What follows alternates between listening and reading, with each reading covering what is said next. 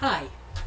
This is one of the rare treats that I get as president, is when I can sit next to one of our finest and most dedicated state representatives to be here.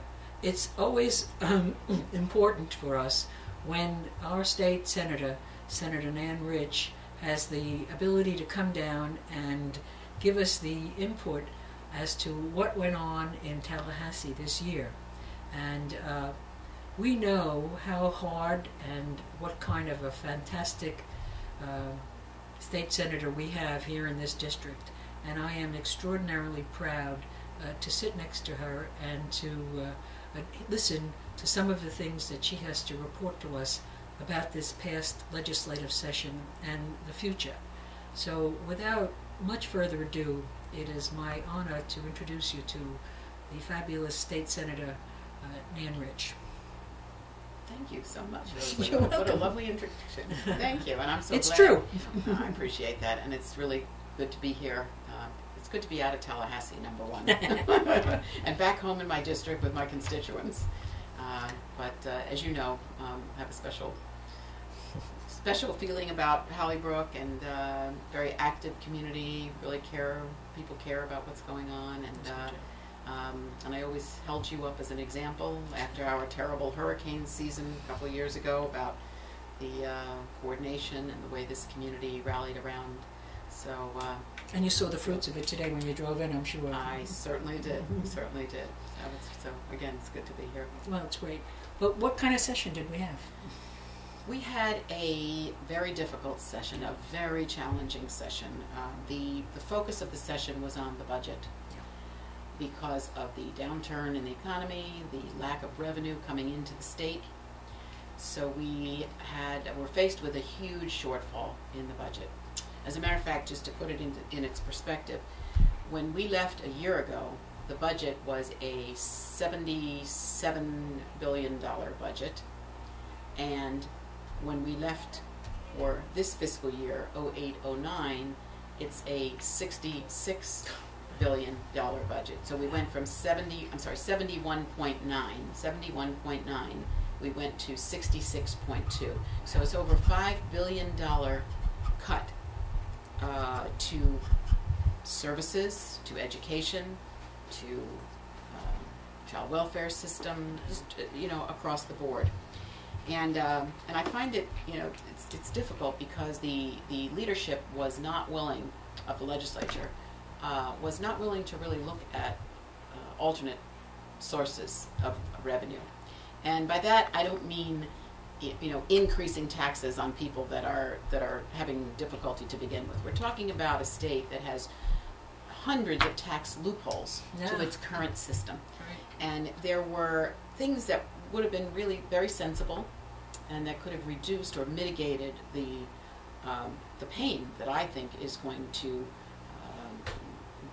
be found and be felt by many people throughout the state of Florida.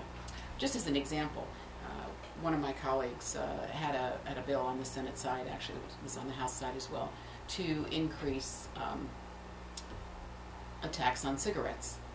Now, I didn't have anyone come into my office the entire session that said, I don't like that tax.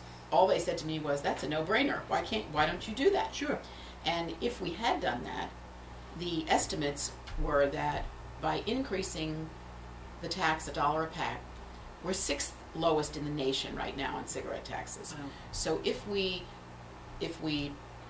increase that fee, then we would be about in the middle of all the states, and it would bring in, it's estimated, about $1 billion.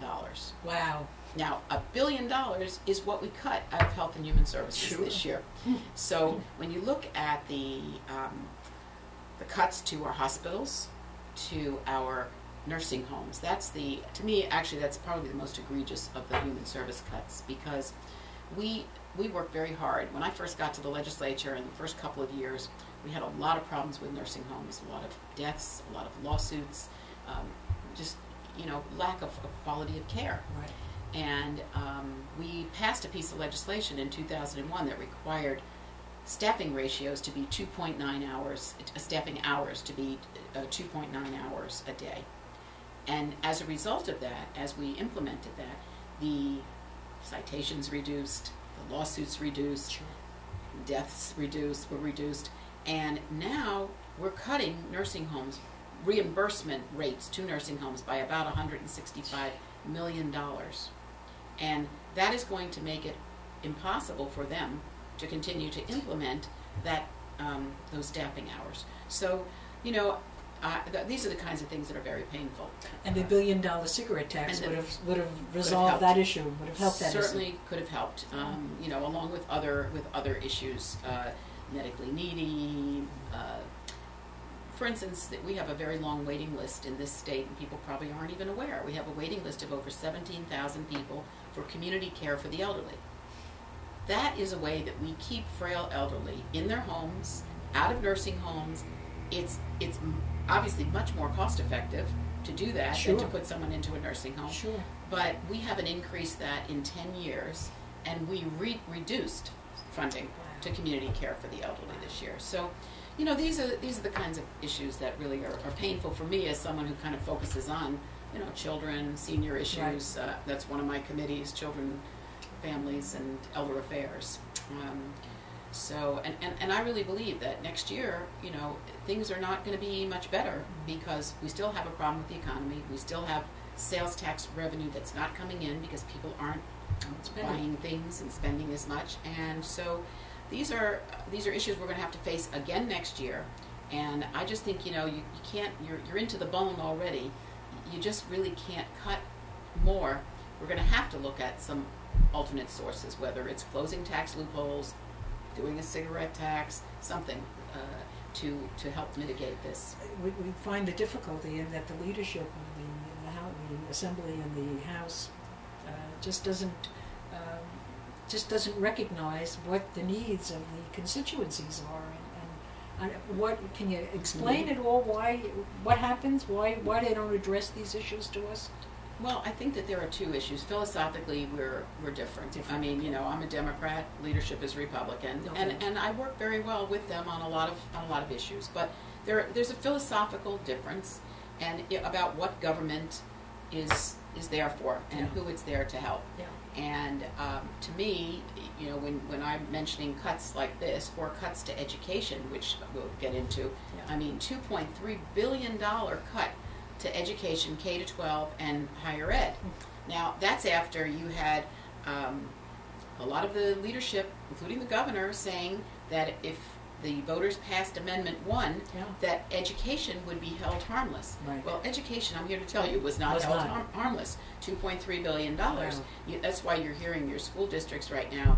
It's a battle because they took some of the capital money to build schools or renovate schools has now been moved to operating. Wow. But if you look at the increases, everybody knows the increases in gas Sure. and gasoline. Now they're talking about electricity increases, insurance, all those things that school districts have to pay, but they were not given additional dollars. And then teacher salaries are the biggest bulk, obviously, of your, and they've made commitments to, you know, to increase teacher salaries, and that's, of course, what they'll be doing. Absolutely. So there's just